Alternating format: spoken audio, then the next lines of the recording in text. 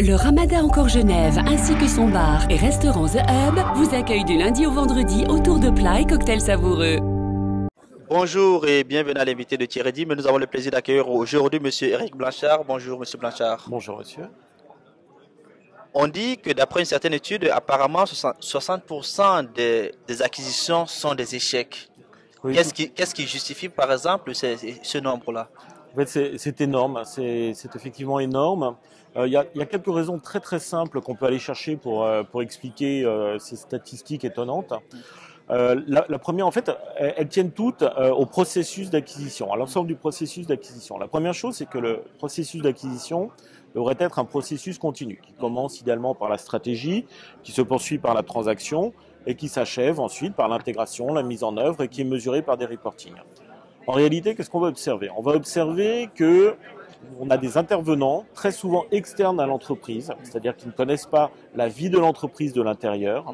Et ces intervenants externes vont se succéder les uns après les autres. On va avoir d'excellents spécialistes juridiques, de très très bons auditeurs, de non moins brillants banquiers. Et chacun va être très spécialisé avec une vision très verticale de son monde. La première difficulté va résider dans les interstices qui peuvent exister entre deux de ces spécialistes les uns après les autres. Chacun de ces trous crée une opportunité d'échec. La deuxième raison, c'est que la mission de l'ensemble de ces intervenants, elle s'achève le jour de ce qu'on appelle le closing, c'est-à-dire la signature de la transaction, le jour où juridiquement les actions d'une société passent au pouvoir d'une autre société. Et en réalité, tout l'intérêt d'une transaction, c'est non pas ce fameux jour du closing, mais ce sont les 10 ans, les 20 ans, les 50 ans qui suivent. C'est l'intégration, c'est un mariage, c'est une fusion entre deux visions, deux entreprises, deux cultures. Et tout est organisé pour faire l'avant. Et ensuite, il y a une rupture colossale entre les gens qui ont fait l'avant et qui disparaissent tous, qui retournent dans leur banque, dans leurs études d'avocat, et les gens qui ensuite vont reprendre le bébé et qui vont essayer plus ou moins heureusement, avec plus ou moins de bonheur, de mettre en œuvre ce à quoi ils n'ont pas nécessairement participé dans la phase amont.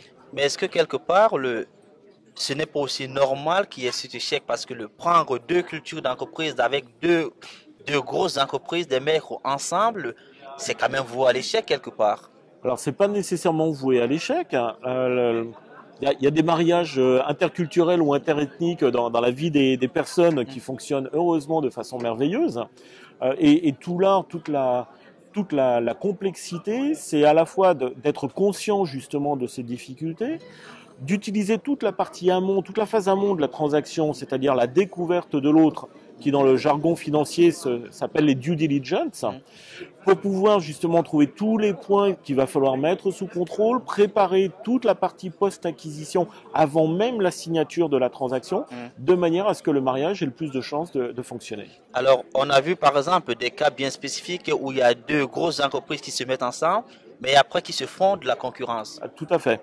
Tout à fait, ce sont de magnifiques exemples de destruction de valeur. On ne peut pas le dire autrement. Vous rapprochez deux entreprises, vous n'organisez pas la post-acquisition, vous n'organisez pas la gouvernance, vous n'organisez pas les recouvrements de territoire. Qu'est-ce qui va se passer? Eh bien, chacun des deux va essayer de montrer qu'il est meilleur que l'autre, qu'il est plus fort, et on va assister à des cas de concurrence qui vont finir par éroder la part de marché et les marges des deux entreprises du même groupe. C'est un paradoxe, mais la vie des hommes est ainsi faite. Pour vous, c'est quoi une transaction bien réussie alors? C'est un beau mariage qui dure longtemps, où 1 + 1 fait plus que 2. Ce sont des enfants peut-être. Merci Monsieur Blanchard pour ces explications. C'était un plaisir. Quant à vous, nous vous donnons rendez-vous très prochainement avec un nouvel invité. Au revoir.